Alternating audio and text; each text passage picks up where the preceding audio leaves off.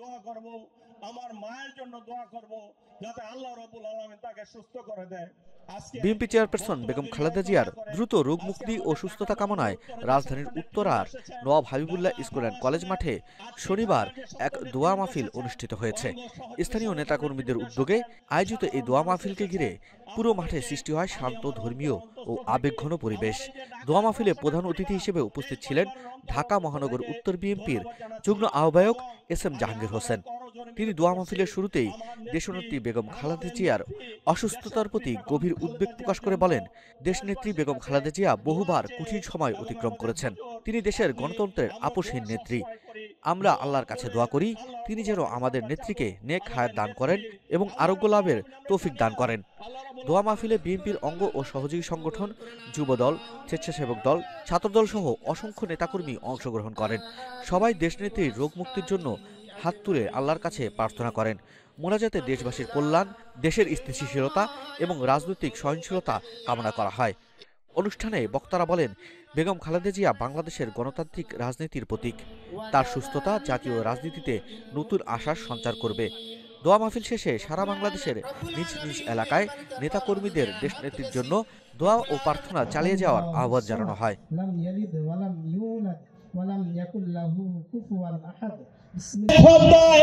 যে ভালোবাসায় দেশনেত্রী বেগম খালেদা জিয়া আজকে সেই হসপিটালে বসে সারা দেশের মানুষ তার জন্য কান্না করছে, সারা দেশের মানুষ তার জন্য দোয়া করছে। একজন রাজনীতিবিদ হিসাবে দেশনেত্রী বেগম খালেদা জিয়ার এর চেয়ে বড় প্রাপ্তি আর কি হতে পারে? আপনারা তো মনে করেন দেশনেত্রী বেগম খালেদা জিয়া সে সম্মান পাওয়ার যোগ্য, শহীদ রাষ্ট্রপতি জিয়া রহমান সেই সম্মান পাওয়ার যোগ্য, আমাদের নেতা জনাব তারেক রহমান সেই সম্মান পাওয়ার যোগ্য।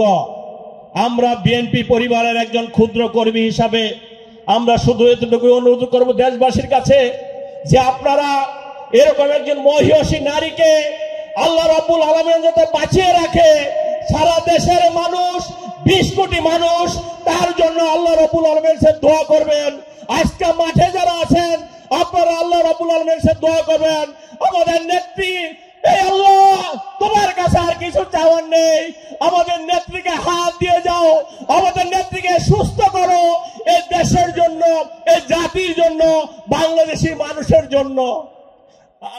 আমি সকলের কাছে অনুরোধ করব, আমরা মন খুলে আমাদের মায়ের জন্য দোয়া করব, আমার মায়ের জন্য দোয়া করব যাতে আল্লাহ রাব্বুল আলামিন তাকে সুস্থ করে দেয়।